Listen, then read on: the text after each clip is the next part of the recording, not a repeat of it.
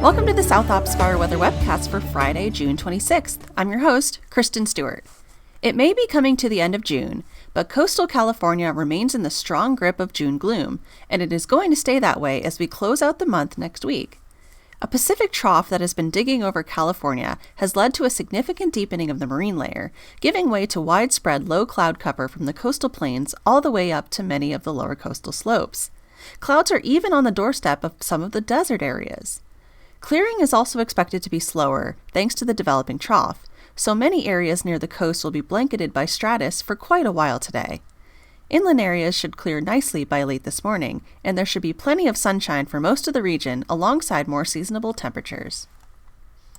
Even though we are rapidly approaching July, we will be staying in a more late spring-like pattern for the next week or so.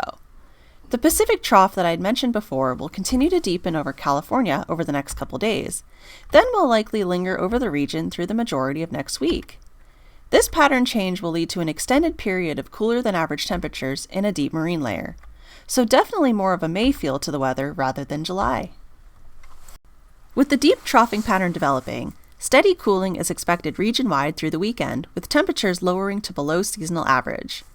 Highs in the 80s will be common across the valleys, 70s closer to the coast, and around 100 for the low desert. These cooler than average temperatures will then continue into next week with no significant daily changes. The marine layer should remain prevalent through next week, with night through morning low clouds expanding into most of the lower coastal valleys and slopes each day. The troughing pattern will serve to deepen the marine layer as we move into this weekend, leading to even more widespread clouds and slower clearing than earlier in the week. This will keep humidity quite high from the coastal plains to the lower coastal slopes through next week. Humidity will remain much lower away from the marine influence, though it is expected to improve a little bit over the next couple days thanks to the deepening troughing pattern with minimums in the 20s and 30s common. Though of course it will not rise this high across the deserts. Humidity across the interior is then expected to lower back down into the teens to mid-20s for next week as the trough weakens a bit and the air mass modifies. As is common with deepening troughs over California, strong westerly winds are expected across the deserts and adjacent slopes through Saturday from a strengthening pressure gradient and increasing winds aloft. Widespread gusts of 30 to 50 miles an hour will be common in these areas, with locally higher gusts in windier spots across the higher terrain. It will also be quite breezy in and around the San Joaquin Valley. Due to the drier conditions and a lack of marine influence, the increasing winds will likely bring elevated to locally critical fire weather conditions for portions of the interior through the weekend, despite the cooling trend. The lingering trough over the west will keep onshore flow in place through next week, though winds will become much lighter as the pressure gradients and upper-level flow relax.